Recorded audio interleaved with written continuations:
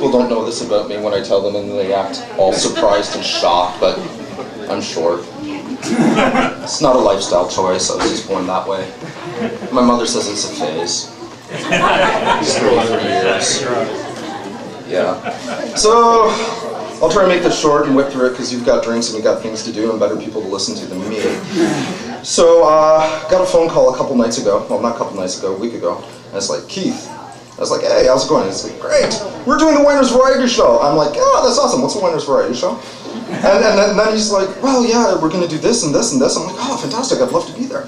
He's like, yeah, it's going to be festive and holiday-ish and blah, blah, blah. Would you do some spoken word stuff? And my immediate response was, huh?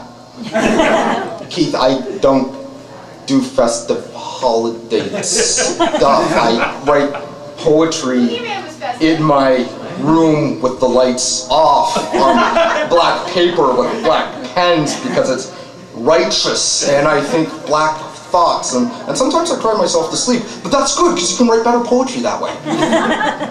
And he's like, well, okay, just try and make it more Christmassy. How? So I'm like, I'll be honest, I hate Christmas. I really hate Christmas. Not because it's capitalism, religious, and blah, blah, blah. No, it's because Christmas, my family usually goes in the morning. We've lost a lot of good family members, a lot of good friends that we shouldn't have. This year I'm going to be celebrating with far fewer people than I'd like to. They're going to be missed very sorely. So it's not just me, my whole family goes like this. And I was thinking, okay, well, I do what I always do when I need to think about things. I give myself a good shave. And I was thinking about it. I don't know what it is. It's something about a razor, I think. And I'm thinking, well, what are the holidays about? Love. Okay. What do I love? Love my razor. I really love my razor. It's a great razor. Ironically enough, I think I got my razor at Christmas. It's a straight razor. My dad gave it to me. And that was really important to me because my dad was rushed to TGH last month. And for the last 4 or 5 weeks, it's been a living nightmare. They found out he had two tumors wrapped around his heart, and they found out those tumors were actually growing into his heart. And what it came down to is, I got a phone call at 12 o'clock in the afternoon saying everything's good, they're stitching him up, everything's fine. Then I got a phone call at 3:30 and they saying that they can't stop the bleeding and you better get down here fast. So for 2-3 days, I almost lost my dad. And then it dawned on me that that razor, that same razor I was using to think, every time I use that razor, I have a good day. It was actually given to me by my dad. Now, granted, I was only 5 at the time, and I had no idea what it was for. But it makes sense now. And it took me a couple of years to figure that out. It took some very dire consequences to understand the significance of that. So as I'm shaving myself, trying to come up with the concept of love, I was realizing that that razor has probably been the most successful long-term relationship that I've ever had in my life. It doesn't get mad at me if I have that extra donut. It doesn't care if I'm out late, and if if I'm reeking of alcohol first thing in the morning. It's never said a word. So instead of being a selfish relationship slut, I decided to take the perspective of how my razor, my straight razor, might view its relationship with me.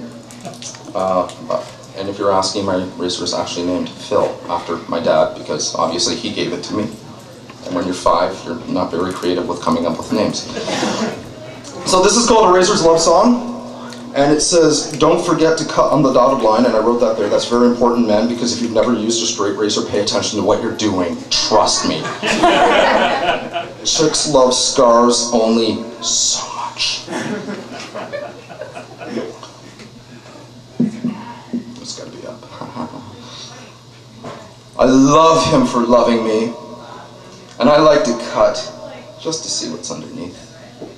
With every curve and every caress, I'm hanging on his every breath. Sometimes I play dirty, sometimes I play clean. Sometimes I'll lie in wait, just to see what he'll believe. And it always gets me up when he tries to play it safe. And then I make him bleed. I love him for loving me. And when I'm cold, I'm ice. And he knows how to hold me tight. I can be gentle and I can be coy. No matter his holiday presents, Christmas reference, I know I'm his favorite toy. I love him for loving me. But that doesn't mean we aren't discreet. A casual embrace from prying eyes, another in the morning, and if I'm lucky, between his thighs. It was the only thing that rhymed. Don't ever try that.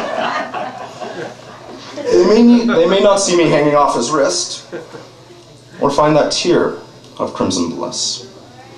Because with every curve and every caress, I'm hanging off his every breath. And I love him for loving me. That's it, there's no more. I'm done.